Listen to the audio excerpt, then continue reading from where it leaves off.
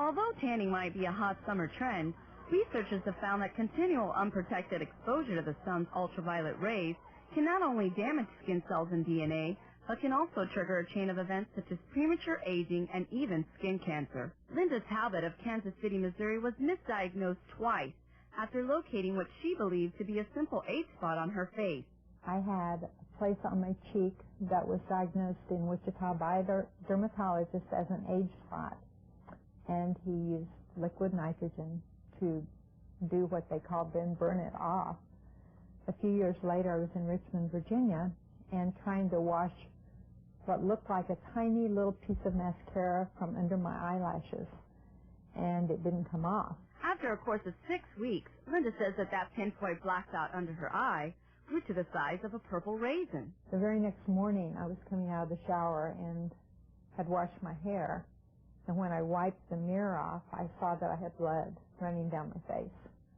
So I immediately went to the doctor without an appointment, and they did see me.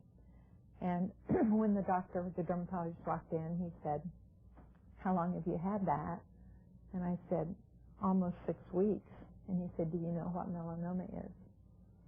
And that was the beginning of my survival. At the age of 59, after various professional opinions, Linda was finally sent to both a specialist and plastic surgeon, which helped perform the surgery necessary for her survival. And what they did was start at my collarbone, and they came all the way up the side of my face, came up in front of my ear, across under this eye, very, very close to the bottom of the eyelid, came down all the way to almost to my chin and opened that part up.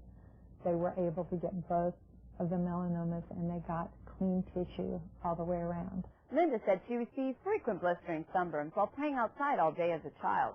She said she never imagined that something like this could happen to her.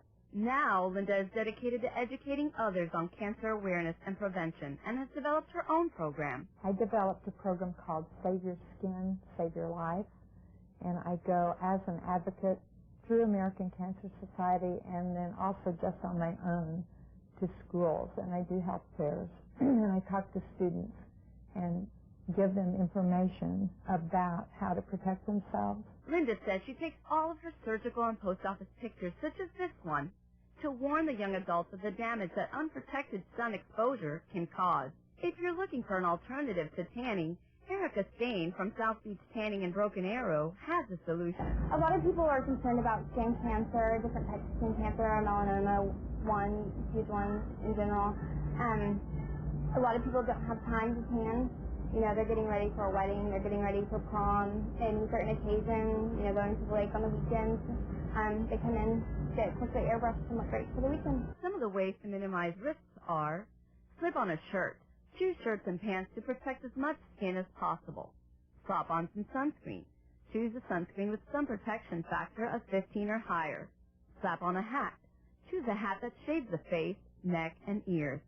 Wrap on some sunglasses to protect your eyes from the UV rays. Limit sun exposure.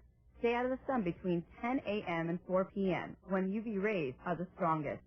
And lastly, avoid tanning beds and sun lamps. Gladys Trasorras, the News on 6.